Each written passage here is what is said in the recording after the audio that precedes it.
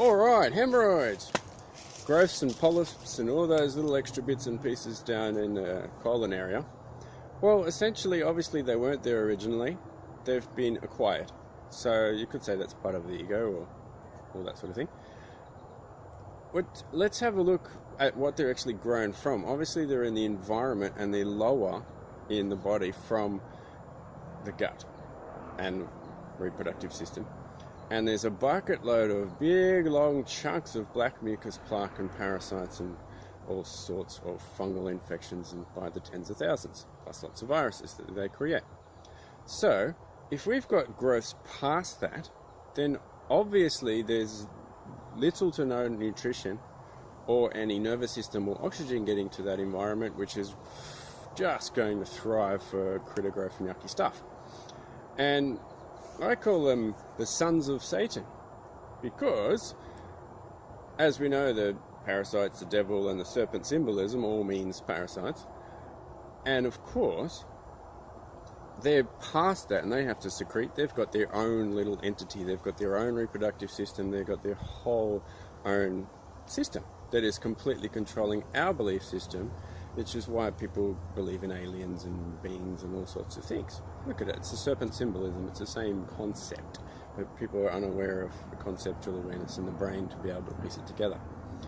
So, if we're constantly, eating sugar and the wrong foods for ourselves and we haven't colon cleansed rectally, then these things are just going to continue to grow. And what effects do they have? Well, they're in the nervous system at the lowest part of the body, so we're not usually connected to them. So, well, put a finger up your butt and you'll find them, usually for most people. And there is a bucket load more than we realize because we haven't got any nutritional or nervous system connection there. And in that nervous system, they have their own little belief system, their own entire system that is controlling people for their own ends. This is why people think that they've got mental health problems and depressed, and they're drawn to sugary foods and they think they're addicted to anything, but especially things that are not good for them. Because that's what this environment wants. And that's what we call the internal battle. Which wolf are we feeding? And of course, if we're feeding the parasites and the devil, then any time that there's a change in the environment or a potential change, they're going to have some sort of reaction because they don't want to change. You'll notice, like for me, if I'm going down the beach, sometimes I'll sit there and enjoy it and just sit on the beach and be great.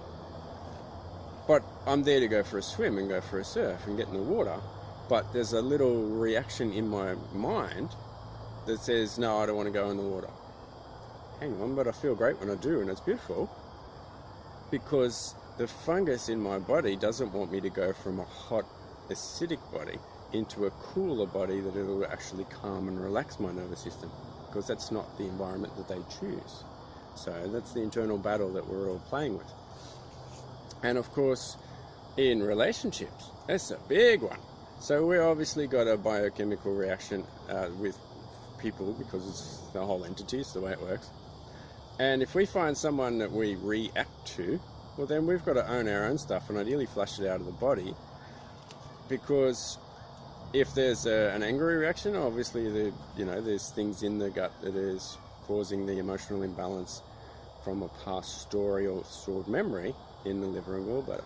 It's toxic, unless you flushed it out lots of times. Even still, we keep doing it. And then people quite often are associating those particular imbalances or not so great behaviors, and they're putting their entire identity on this person or on this experience. So you'll notice when the angry guy finds the other angry guy at the pub or some sort of establishment where there's drinking involved, their liver and gallbladder is overworked and they need to get that out and have some sort of reaction in the body to realign and rebalance. So they find the other angry guy, have a bit of a scuffle or a discussion or a competitive competition communication, and essentially they're feeding their critters and their lower self. This happens all the time. And then someone says, I have to eat at 11 o'clock all the time or I'll get angry. They're associating their entire body and being with being an angry guy. So they're going to co-create that and make it happen even more from an imbalance. That's not really going to help. So, is the sons of Satan working and controlling you? Controlling the entire world, basically, because we are projected light through our imbalances at the time that if we're a bit off with our gallbladder, and let's face it, very few people have actually cleaned their colon and reproductive system, because it takes quite a while to get the body's nervous system down to that area to actually find out what's in there, let alone take action. Then we're reproducing this constantly, all the time, every single moment of every day. So, you might want to fix that. What you really want to do, if you want to improve a personal and spiritual development and actually find our soul and come from our soul and a greater place of service, these things have to go, because there'll always be that internal battle there.